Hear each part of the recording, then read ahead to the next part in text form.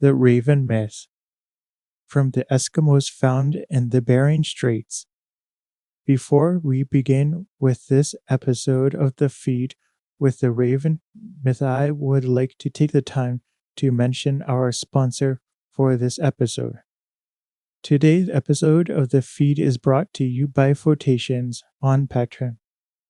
Are you a content creator, graphic designer, or someone in need of high quality stock photography for your next creative project? Look no further than Flotations. With a wide range of stunning images that can be used on YouTube in graphic design projects, print media, and more, Flotations is your one-stop shop for stock photography. And here's the best part: you can try it out for free. Sign up today and get a 7-day free trial with full access to the entire stock photography library. After the trial, it's just $4.99 a month, with new photos being added throughout each month to keep your projects fresh and dynamic. Plus, if you're watching the video edition of the feed, you'll notice that all the beautiful photos used in this episode are straight from Flotations. Want to use them in your projects? Head over to the Flotations Patreon stock photography page and get started today. So why wait? Join the Flotations community now and elevate your creative projects with top quality stock photos. Check out Flotations on Patreon and start your 7-day free trial. Now let's get back to the story of the Raven Myth. From the Eskimos found in the Bering Straits. It was in the time when there were no people on the earth plane. The first man for 4 days lay coiled up in the paw of the beach pea. On the 5th day he stretched out his feet and burst the paw. He felt the ground, and when he stood up he was a full-grown man. Man looked all around him and then at himself. He moved his hands and arms, his neck and legs. When he looked back, he saw, still hanging to the vine, the pod of the beach pea with a hole in the lower end out of which he had dropped. When he looked about him again, he saw that he was heading farther from his starting place. The ground seemed to move up and down under his feet, and it was very soft. After a while he had a strange feeling in his stomach, so he stooped down to drink some water from a small pool at his feet. Then he felt better. When Man looked up again, he saw coming toward him with a fluttering motion something dark. He watched the dark thing until it stopped just in front of him. It was Raven. As soon as Raven stopped, he raised one of his wings and pushed up his beak as though it were a mast to the top of his head. Thus Raven changed at once into a man. Raven stared hard at Man, moving from side to see him better. Raven said, "What are you? Where did you come from? I have never seen anything like you." Raven still stared at Man, surprised to find this new thing so much like himself. He made Man walk around a little while he perked his head from side to see him better. Then Raven said again in astonishment, "Where did you come from? I have never seen anything like you before." Man said, "I came from the pea pod." He pointed to the plant from which he came. "I made that vine," said Raven, "but I did not know that anything like you would come from it. Come with me to the high ground over there. It is thicker and harder." This ground I made later, and it is soft and thin. So man and Raven walked to the higher ground, which was firm and hard. Raven asked Man if he had eaten anything. Man said he had taken some of the soft stuff from one of the pools. You drank some water, said Raven. Now wait for me here. Raven drew down his beak as though it were a mask over his face. He at once became a bird and flew far up into the sky, far out of sight. Man waited until the fourth day. Then Raven returned, bringing 4 berries in his claws. He pushed up his beak and so became a man again. Then he gave to man 2 salmon berries and 2 his berries, saying, Here is something I made for you to eat. I wish them to be plentiful on the earth. Eat them. Man put the berries into his mouth, one after the other, and ate them. Then he felt better. Then Raven left man near a small creek while he went to the edge of the water. He took 2 pieces of clay at the water's edge and shaped them like a pair of mountain sheep. He held them in his hand until they were dry, and then he called man to come and see them. Man said they were pretty, so Raven told him to close his eyes. Man closed his eyes tightly. Then Raven pulled down his beak mask and waved his wings 4 times over the pieces of clay. Once they bounded away as full-grown mountain sheep. Raven told man to look. Man was so much pleased that Raven said, If these animals are plentiful, perhaps people will try to kill them. Man said yes. Raven said, Well, it will be better for them to live among the steep rocks, so everyone cannot kill them. There only shall they be found. Raven took 2 more pieces of clay and shaped them like tame reindeer.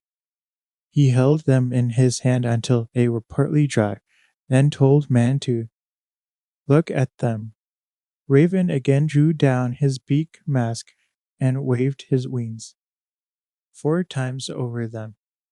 Thus they became alive, but as they were only dry in spots while Raven held them, therefore they remained brown and white with mottled coat. Raven told man these tame reindeer would be very few in number.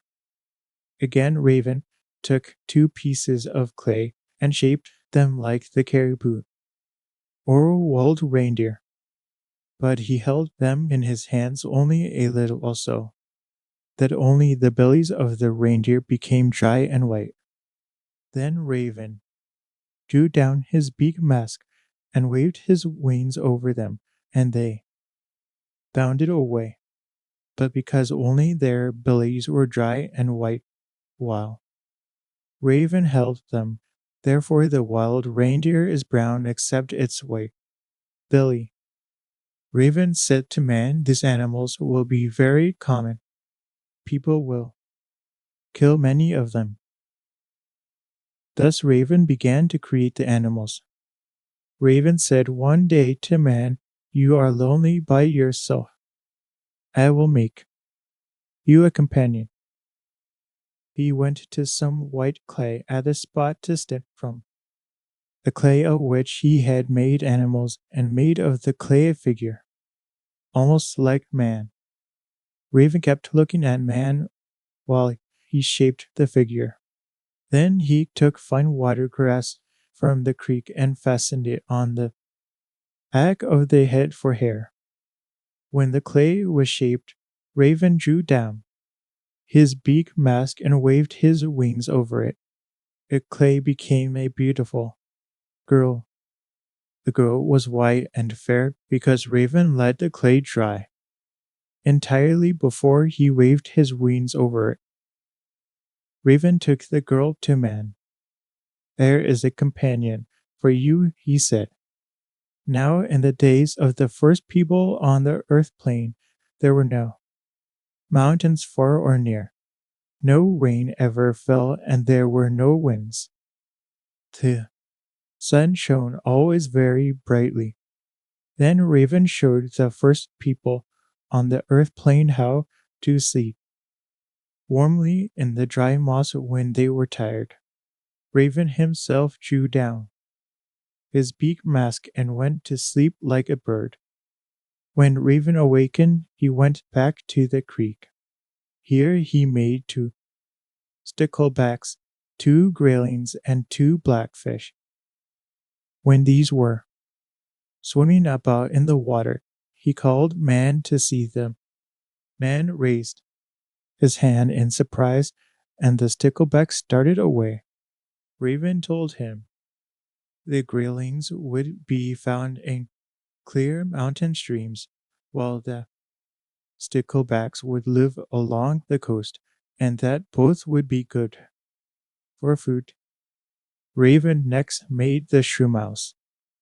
He said, the shrew mouse will not be good for food. It will prevent the earth plane from looking bare and cheerless. In this way, Raven was busy several days making birds and fishes and animals. He showed each of them to Man and explained what they were good for. Then Raven flew into the sky far, far away and was gone.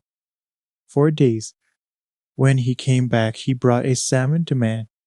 But Raven noticed that the ponds and lakes were silent and lonely, so he made water bugs to flit upon the surface of the water. He also made the beaver and the muskrat to live around the borders of the ponds. Raven told Man that the beavers would live along the streams and build strong houses, so Man must build a strong house also. Raven said the beavers would be very cunning and only good hunters could catch them. He also told Man how to catch the muskrat and how to use its skin for clothing. Raven also made flies and mosquitoes and other insects to make the earth plane more cheerful. At first, mosquitoes were like flies, they did not bite. One day, Man killed a deer. After he had cut it up and placed the fat on a bush, he fell asleep. When he awoke, he found the mosquitoes had eaten all of it. Then Man was very angry and scolded. The mosquitoes, he said, never eat meat again. Amen. Before that, mosquitoes never bit people. When the first baby came on the earth plane, Raven rubbed it all over with white clay. He told Man it would grow into a man like himself. The next morning, the baby was a big boy. He ran around pulling up grass and flowers that Raven had planted. By the third day, the baby was a full-grown man. Then another baby was born on the earth plane. She was rubbed over with the white clay. The next day, the baby was a big girl walking around. On the third day, she was a full-grown woman. Now Raven began to be afraid that Man would kill all the creatures he had made. He was afraid they would kill them for food and clothing. Therefore Raven went to a creek nearby. He took white clay and shaped it like a bear. Then he waved his wings over it, and the clay became there. But Raven jumped very quickly to one side when the bear became alive because it looked fiercely around and growled. Then Raven showed the bear to man and told him to be careful. He said the bear was very fierce and would tear him to pieces if he disturbed it. Then Raven made the seals and taught man how to catch them. He also taught man how to make strong lines from sealskin and snares for the deer. Then Raven went away to the place of the pea vine. When he reached the pea vine, he found 3 other men had just fallen from the same pot that man had fallen from. These men were looking about them in wonder.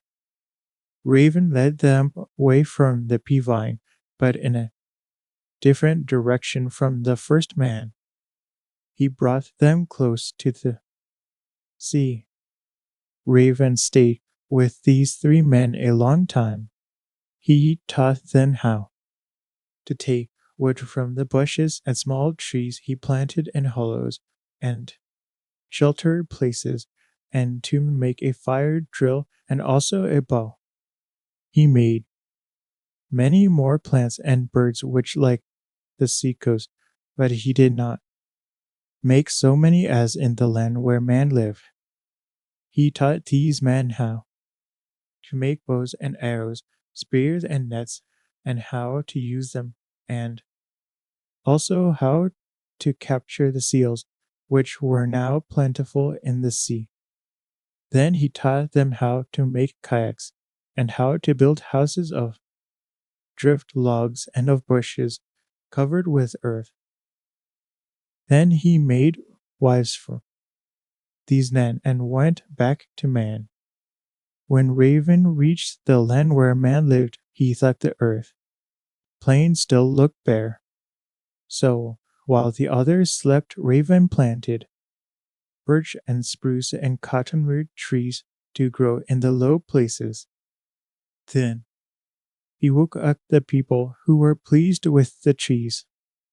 Then Raven taught man how to make fire with the fire drill and to place the spark of tinder in a bunch of dry grass and to wave it about until it blazed, and then to put dry wood upon it. He showed them how to roast fish on a stick and how to make fish traps of splints and willow bark, and how to dry salmon for winter use. Where man lived, there was now a large village because the people did everything as Raven told them, and therefore all the babies grew up in 3 days.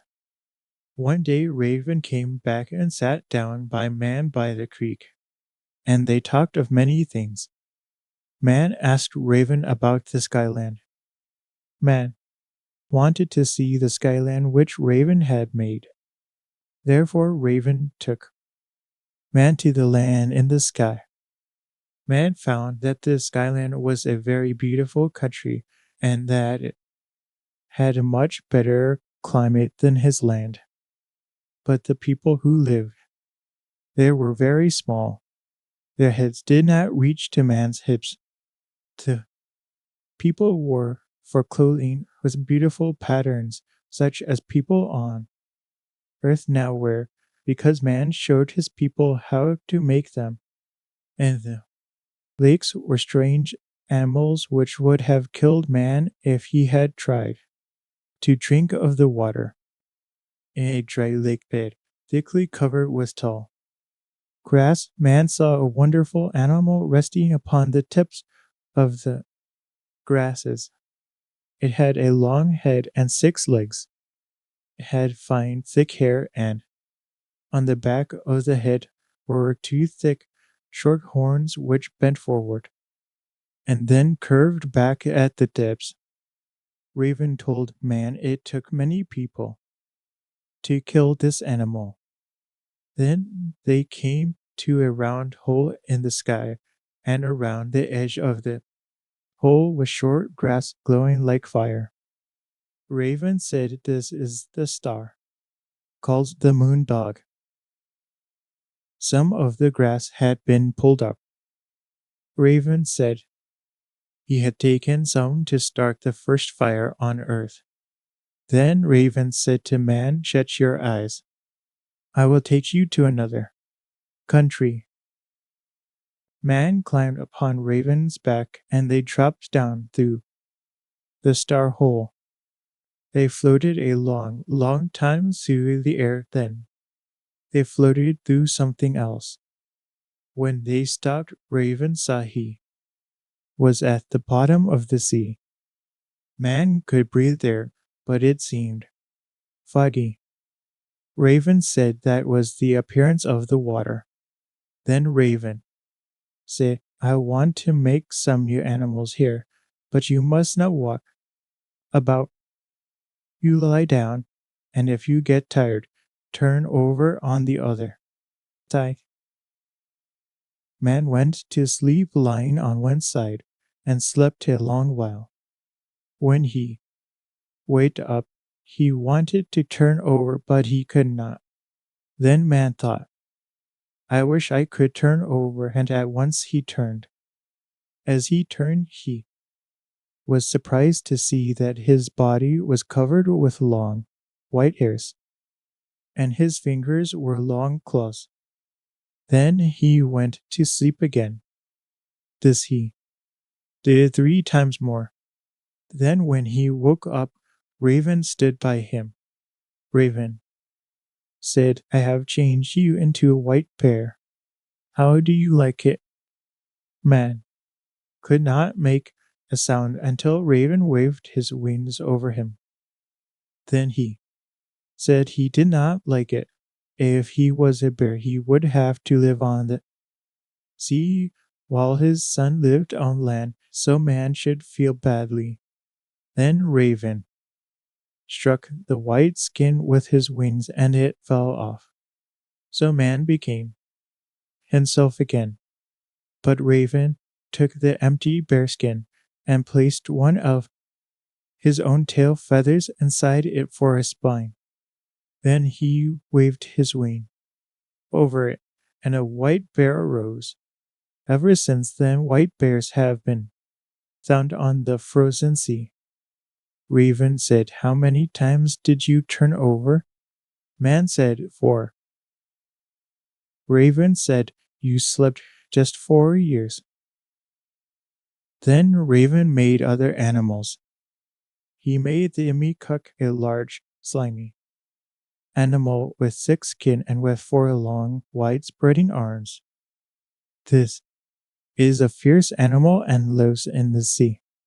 It wraps its 4 long arms round a man or a kayak and drags it under the water. A man cannot escape it. If he climbs out of his kayak on the ice, the imikuk will dart underneath and break the ice. If man runs away on shore, the imikuk pursues him by burrowing through the earth. No man can escape from it when once it pursues him. Then Raven showed man the walrus and the dog walrus with head and teeth like a dog. It always swam with large herds of walrus and with the stroke of its tail could kill a man. He showed him whales and the grampus.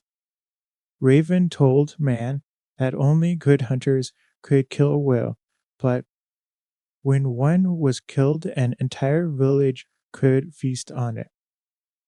He showed him also the sea fox, which is so fierce it kills men, and the sea otter, which is like the land otter but has finer fore tipped with white, and other fishes and animals as they rose to the surface of the water. Then Raven said, Close your eyes. Hold fast to me. Then man found himself on the shore near his home. The village was very large. His wife was very old, and his son was an old man. The people gave him place of honor in the Kashim and made him their headsman. So man taught the young man many things. Now man wanted again to see the skyland. So Raven and man went up among the dwarf people and lived there a long time. But on earth the village grew very large. The man killed many animals. Now in those days the sun shone always very brightly. No rain ever fell and no winds blew. Man and Raven were angry because the people killed many animals. They took a long line and a grass basket one night and caught 10 reindeer, which they put into the basket. Now in those days reindeer had sharp teeth like dogs. The next night Raven took the reindeer and let them down on the earth close to man's village. Raven said, "Break down the first house you see and kill the people. Men are becoming too many." The reindeer did as Raven commanded. They stamped on the house and broke it down. They ate up the people with their sharp, wolf-like teeth. The next night Raven led the reindeer down. Again they broke down a house and ate up the people with their sharp teeth. The village people were much frightened. The third night they covered the third house with a mixture of deer fat and berries. On the third night, when the reindeer began to tear down the third house, their mouths were filled with the fat and sour berries. Then the reindeer ran away, shaking their heads so violently that all their long, sharp teeth fell out. Ever since then, reindeer have had small teeth and cannot harm people. After the reindeer ran away, Raven and Man returned to the skyland. Man said, "If the people do not stop killing so many animals, they will kill everything you have made. It would be better to take the sun away from them. Then it will be dark and people will die." Raven said, "That is right. You stay here. I will go and take away the sun." So Raven went away and took the sun out of the sky. He put it in a skin bag and carried it far away to a distant part of the skyland. Then it became dark on earth. The people on earth were frightened when the sun vanished. They offered Raven presents of food and furs if he would bring back the sun. Raven said no. After a while, Raven felt sorry for them, so he let them have a little light. He held up the sun in one hand for 2 days so people could hunt and secure food.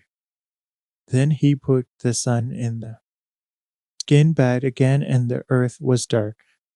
Then after a long time, when the people made him many gifts, he would let them have a little light again. Now Raven had a brother living in the village. He was sorry for the earth people, so Raven's brother thought a long time. Then he died. The people put him in a grave box and had a burial feast. Then they left the grave box. At once Raven's brother slipped out of the box and went away from the village. He hid his raven mask and coat in a tree. Soon Raven's wife came for water. When she took up a dipperful to drink, Raven's brother, by magic, became a small leaf. He fell into the water, and Raven's wife swallowed him. When Raven boy was born, he grew very rapidly. He was running about. When he was only a few days old, he cried for the sun which was in the skin bag hanging on the rafters. Raven was fond of the boy, so he let him play with the sun. Yet he was afraid Raven boy would lose the sun. So he watched him. When Raven boy began to play out of doors, he cried and begged for the sun. Raven said no. Then Raven boy cried more than ever. At last Raven gave him the sun in the house. Raven boy played with it a long while. When no one was looking, he ran quickly out of the house. He ran to the tree, put on his raven mask and coat, and flew far away with the sun in the skin bag. When Raven boy was far up in the sky, he heard Raven call, "Do not hide the sun. Let it out of the bag. Do not keep it always dark." Raven thought the boy had stolen it for himself. Raven boy flew to the place where the sun belonged. He tore off the skin covering and put the sun in its place. Then he saw a broad path leading far away. He followed it to the side of a hole fringed with short bright grass. He remembered that Raven had said, "Do not keep it always dark." Therefore he made the sky turn with all the stars and the sun. Thus it is now, sometimes dark and sometimes light. Raven boy picked some of the short, bright grass by the edge of the sky hole and stuck it into the sky. This is the morning star. Raven boy went down to the earth. The people were glad to see him. They said, "What has become of man who went into the skyland with Raven?" Now this was the first time that Raven boy had heard of man. He started to fly up into the sky, but he could get only a small distance above the earth. When he found he could not get back to the sky, Raven boy wandered to the second village where lived the men who had come from the pot of the beet pea. Raven boy there married a wife, and he had many children, but the children could not fly to the sky. They had lost their magic power. Therefore the ravens now flutter over the tundras like other birds. Let me remind you that today's episode of The Feed is brought to you by Photations on Patreon. Are you a content creator, graphic designer, or someone in need of high quality stock photography for your next creative project? Look no further than Photations. With a wide range of stunning images that can be used on YouTube, in graphic design projects, print media, and more, Photations is your one-stop shop for stock photography. And here's the best part: you can try it out for free. Sign up today and get a 7-day free trial with full access to the entire stock photography library. After the trial, it's just $4.99 a month, with new photos being added throughout each month to keep your projects fresh and dynamic. Plus, if you're watching the video edition of the feed, you'll notice that all the beautiful photos used in this episode are straight from Photations. Want to use them in your projects? Head over to the Photations Patreon stock photography page and get started today. So why wait? Join the Photations community now and elevate your creative projects with top quality stock photos. Check out Photations on Patreon and start your 7-day free trial. Now that we have listened to the story of the Raven myth, let's take a moment to expand our knowledge on this story. In the story, when man first comes into being from a pea pod, It tells us a lot about how the people who made up this story view their connection with nature. Imagine being born not from another person, but from a plant that grows out of the earth. This idea suggests that humans are seen as a direct part of nature, just like plants and animals. It's like saying people grow from the earth just like veggies in a garden, which means humans are deeply connected to the land and all living things around them. This way of thinking also points out that nature is something magical and life giving in this culture. By having man come from a peapod, the story shows that nature isn't just where people live, it's where they come from. This, like nature, is their big, extended family. This could make the people listening to or reading the story respect nature more, treat it kindly, and see themselves as caretakers of the earth because, in a way, the earth is like their parent or their home from the very beginning. The role of Raven as both creator and trickster reflects the Eskimo view of the natural world. Raven in this story is not just any character, he's super important because he's both a creator and a kind of funny, tricky friend. When Raven makes things like animals and people, and even changes the weather, it shows that the natural world in this story is full of surprises and isn't always what it seems. Just like Raven can be helpful by creating things we need, but also mischievous by playing tricks or changing his form. Nature can be good to us with food and shelter, but also unpredictable with storms or cold. The Eskimo people, who this story comes from, probably saw the world like Raven, full of life and creativity, but also with a side that you have to watch out for.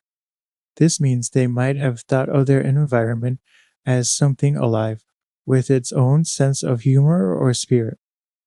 Nature, like Raven, gives but can also challenge you or teach you lessons in ways you might not expect. So, by having Raven as a creator and trickster, the story tells kids that while the world around them is wonderful and gives them what they need, they also need to be smart, adaptable, and ready for anything just like you would with a clever friend like Raven. The significance of Raven giving man companions and animals. Raven giving man companions and animals is like setting up a whole community from scratch, and it's super important for a few reasons. First off, when Raven makes other people for man to hang out with, it's like saying no one should be all alone. Everyone needs friends or family to talk to, share with, and help each other out. This shows that in the world of this story, being together is valuable because living with others makes life not just easier, but also happier. Then, when Raven creates animals, he's not just filling up the world with pets or wildlife, he's giving man all sorts of help. Animals in the story are for eating, using their skins for clothes, or even learning from, like how beavers build their homes. This part of the story tells us that animals are key to human life, not just for what they provide, but for what they teach us about living in nature.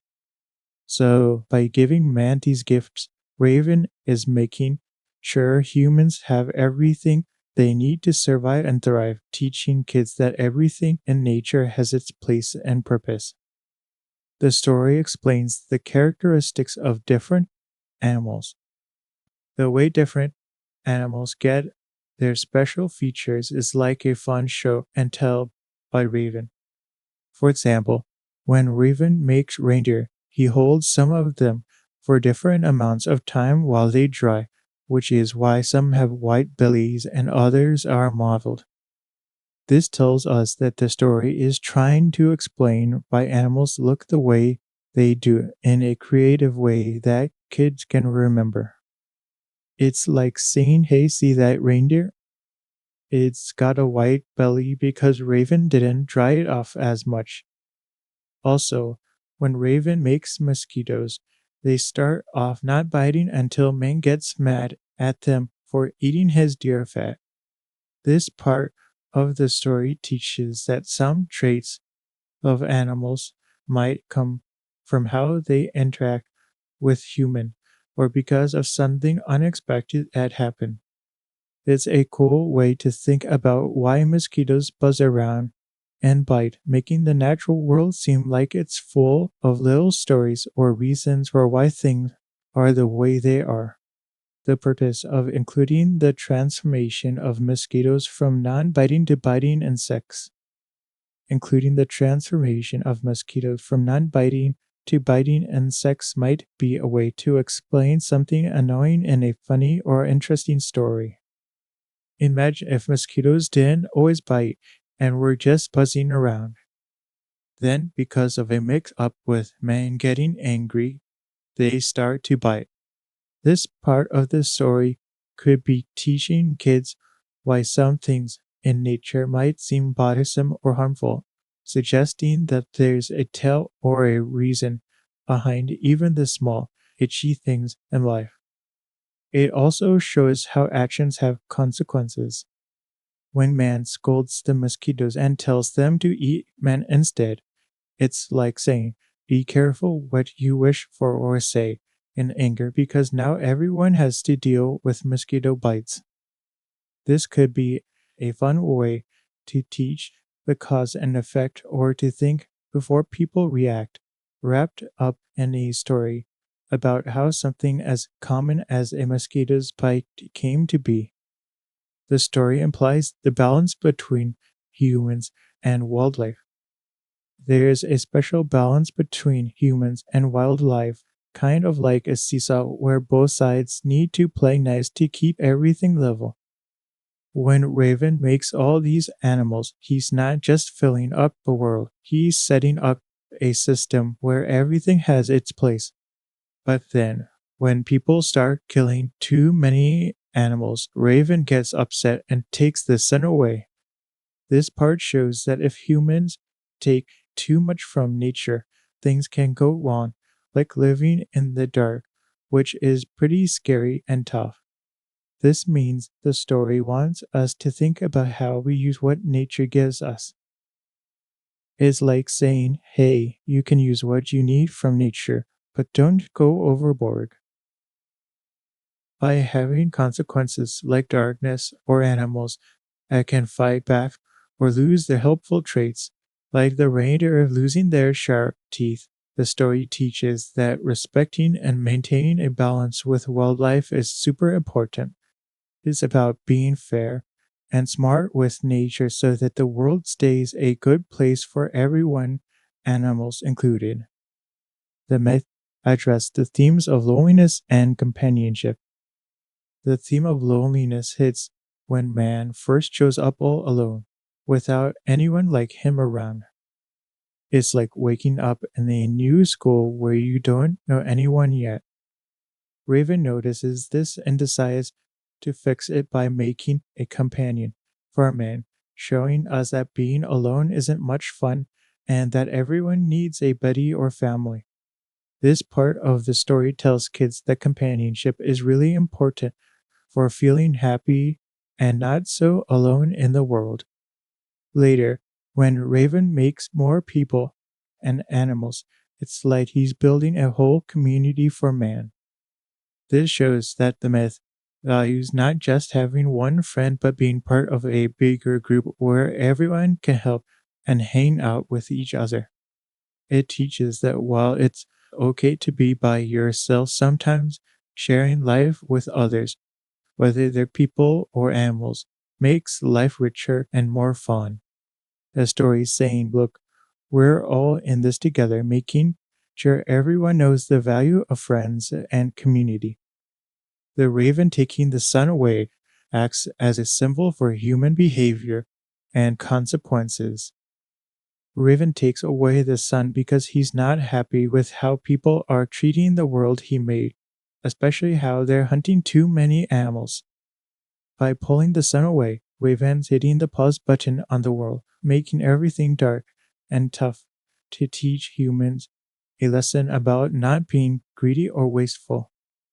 This act symbolizes that actions have big consequences, not just for the person doing them, but for everyone around. It shows that if people don't respect nature and take too much without giving back or being thoughtful, they might lose something really important, like light, which we all need to live. This story part is like a parent saying, think about what you've done, but in a way that affects the whole world, making it clear that taking care of our planet is everyone's job. The moral lesson behind the creation and control of light by Raven.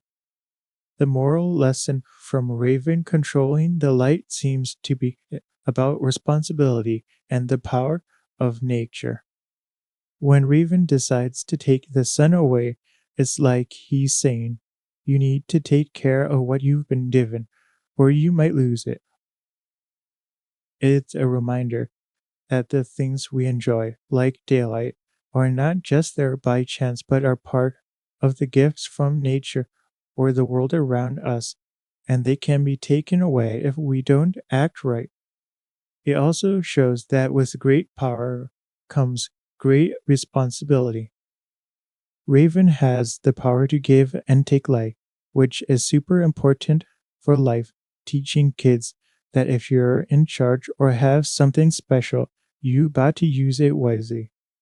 Like if you're the only one with a flashlight in a dark room, you decide if it's shared light time or dark lesson time.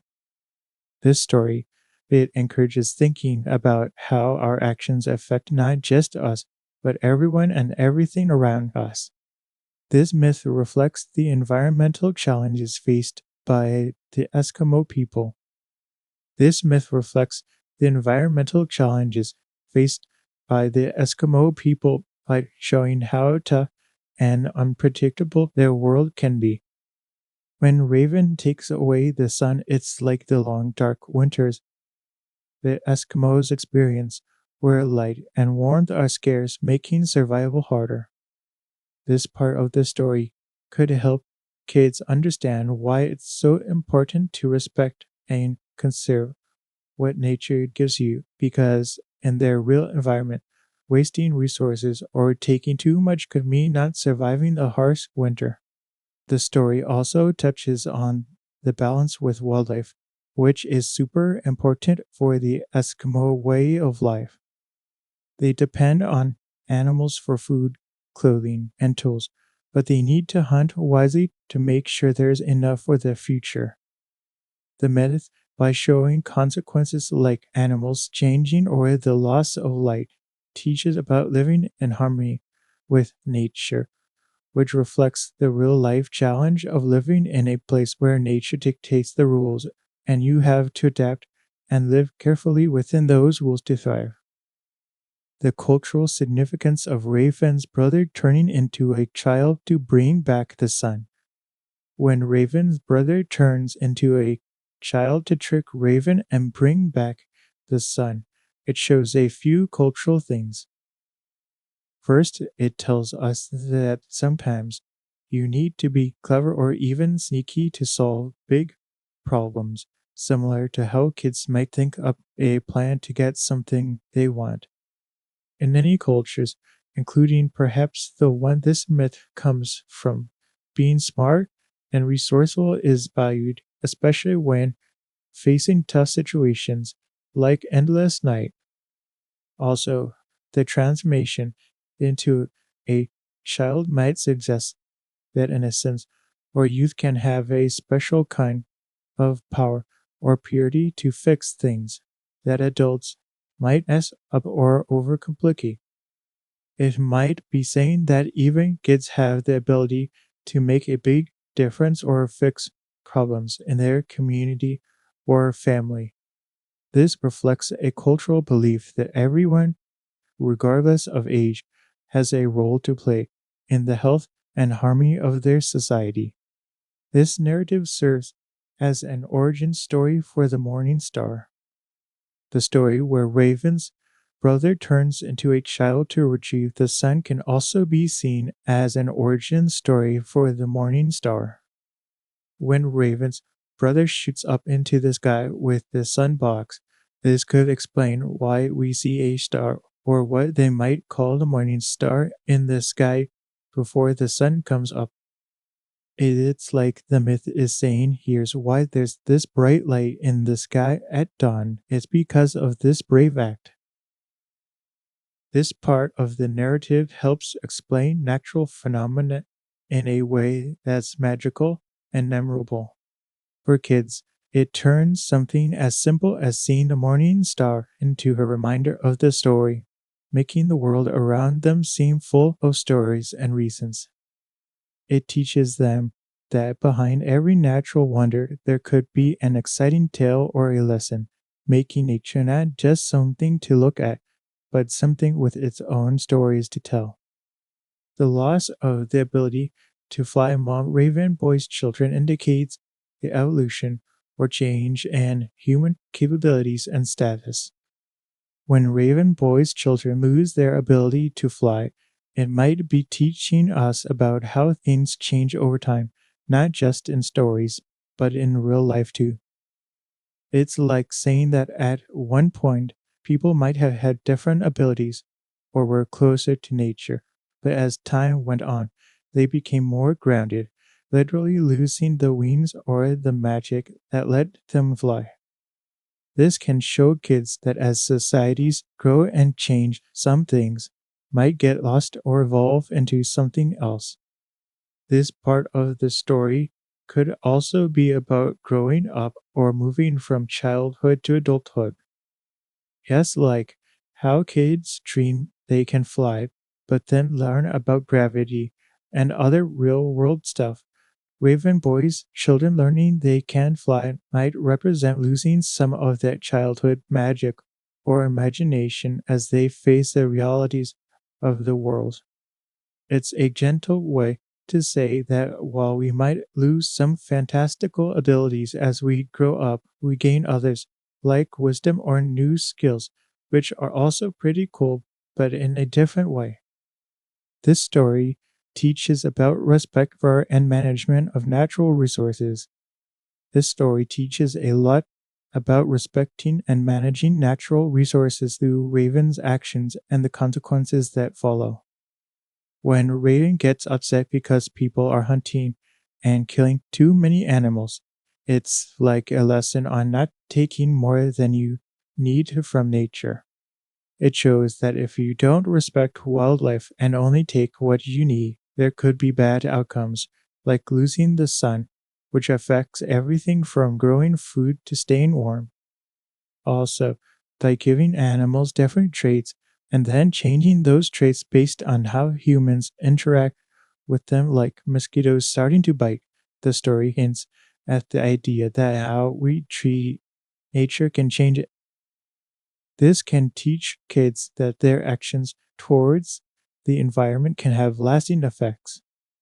It encourages them to think about sustainability, which means using resources in a way that we can keep doing it without running out or ruining the environment for future generations. So, the story is like a colorful reminder to be mindful and respectful of nature's limits. This story is used to educate about the cycles of day and night. This raven myth can be a cool way to teach kids about the cycles of day and night through its storytelling. When Raven takes the sun away, it's like explaining why we have nighttime. It's not just because the sun goes down, but because there's a story or reason behind it, making the idea of night more than just lights out. Then, when the sun is brought back, it explains the dawn, showing how day follows night in a cycle.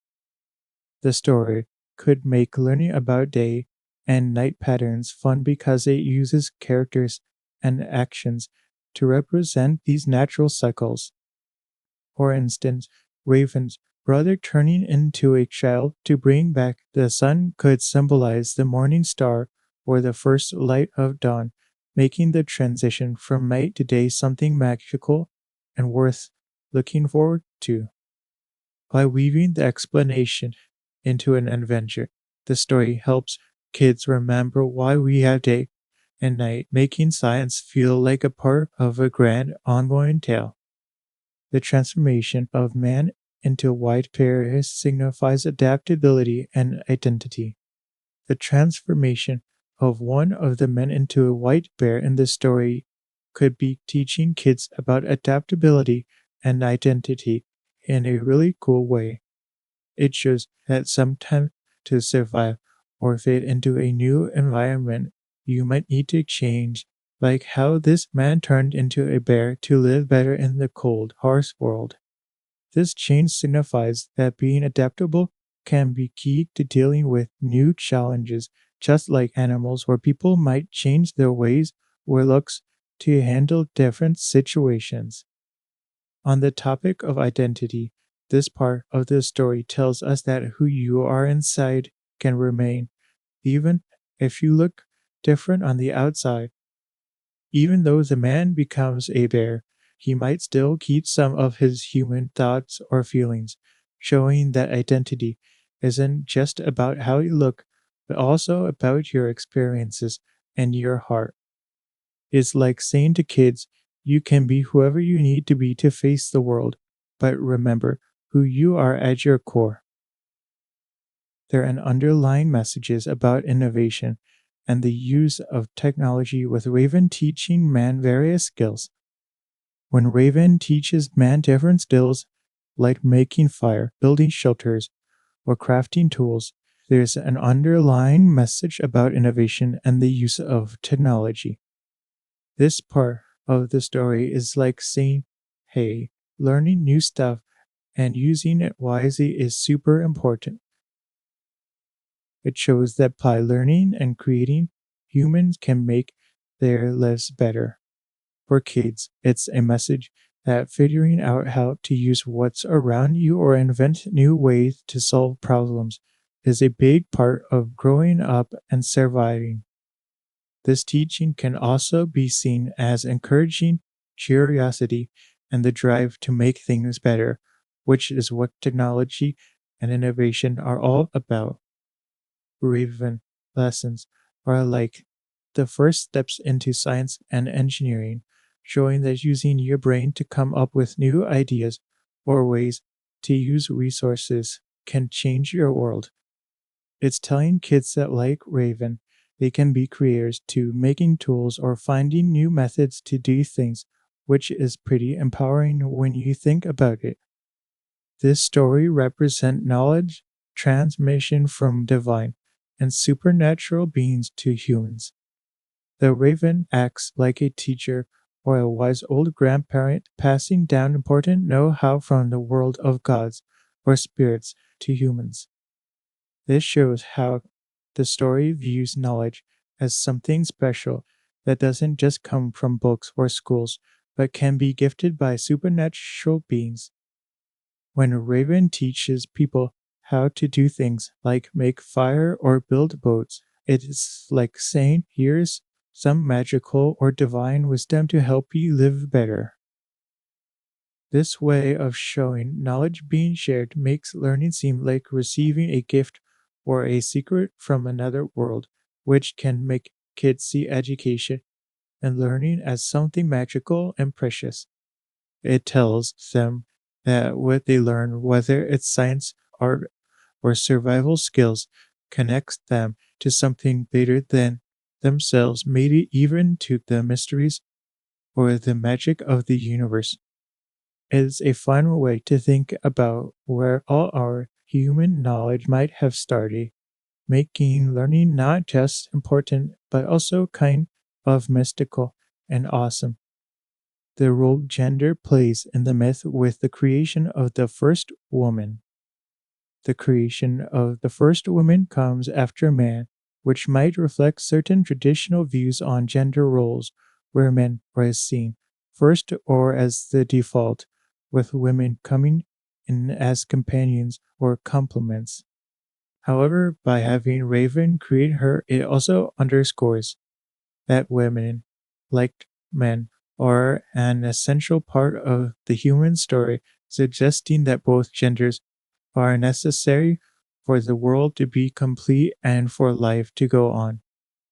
The story might be teaching kids that while men and women can be seen as having different rules or starting points, both are created by divine or magical forces, which gives them each a special significance. It shows that women, just like men, are not just afterthoughts but are integral to the community and life's balance. This could be a way to introduce the idea that while gender roles might differ, every person, regardless of gender, plays a crucial part in the narrative of life, community, and survival.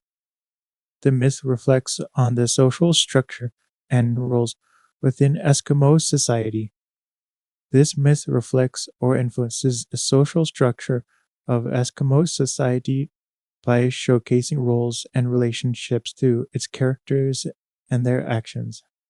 For example, Raven taking on the role of creator and teacher suggests a society where wisdom and learning are highly valued, possibly mirroring how elders or skilled individuals in the community pass down knowledge and survival skills.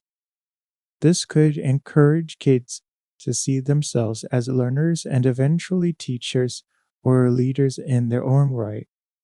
The creation of men and women in the story might also hint at how roles within the community were perceived or assigned, with each gender having specific parts to play in the survival and harmony of the group, while it shows men first, which might reflect a historical or traditional view of male leadership or prominence. The addition of women highlights their indispensable role in community building and continuity.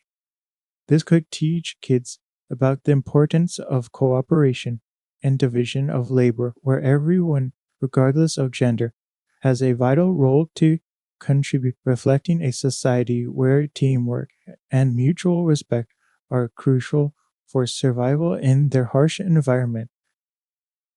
There are elements in the story that could be interpreted as explanations for natural phenomena specific to the Arctic environment. The story has elements that could serve as explanations for natural phenomena in the Arctic. For instance, the part where Raven takes away the sun can be seen as an imaginative explanation for the long, dark winters in the Arctic where the sun barely rises for months. This helps kids understand why their environment behaves this way, making the extreme conditions seem part of a grand story rather than just cold, hard facts. Another example is the creation of different animals with unique features, like the rinder's belly or the mosquito's behavior change. These could explain why certain animals have adapted in specific ways to survive in the Arctic, like having thick fur, or why some animals behave aggressively.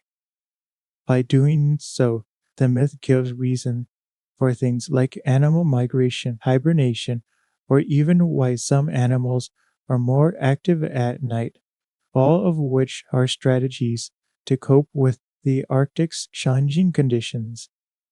This storytelling approach makes learning about their environment fun and memorable. The myth suggests environmental stewardship and conservation ethics. The Raven does suggest ideas about taking care of the environment and using resources wisely. When Raven decides to teach humans how to make fire, build shelters, and other survival skills, it's like he's showing them how to live with what they have around them without wasting or ruining it. This part of the story can be seen as teaching kids the importance of not taking more than you need, which is a big part of environmental stewardship. It's saying, hey, use the Earth's gifts wisely because they're not endless. Also, when Raven gets upset about humans overhunting, it's a lesson on conservation. The story shows that if people take too much from nature without giving back or being thoughtful, they might lose something important, like how they lost light when Raven hit the sun. This could teach kids that there are consequences to not respecting nature. It encourages them to think about how their actions affect the world around them, suggesting that taking care of nature is both smart and right. The story tells us about the concept of time in Eskimo culture, particularly with the rapid growth of humans. With its theme of rapid human growth, might be hinting at how time feels or is perceived in Eskimo culture, where the natural cycle of seasons and life can be so extreme. When humans grow quickly in the story, it could symbolize how, in the harsh Arctic environment, one must adapt and grow up fast to survive. It's like saying time doesn't wait for anyone. You have to be ready to learn and take on responsibilities quickly because the window for learning certain survival skills, like hunting or building shelters, might be short due to the severe weather changes. This rapid growth could also reflect how life in the Arctic might make the passage of time feel different. Seasons change dramatically, and with them, the activities and life stages of the people. By having humans grow up in the blink of an eye, the story might teach kids that time, in terms of opportunity and life phases, moves swiftly, and one should be prepared to seize the moment. It's a narrative way to express the importance of readiness and resilience against the backdrop of time that waits for no one, especially in a place where nature dictates the pace of life.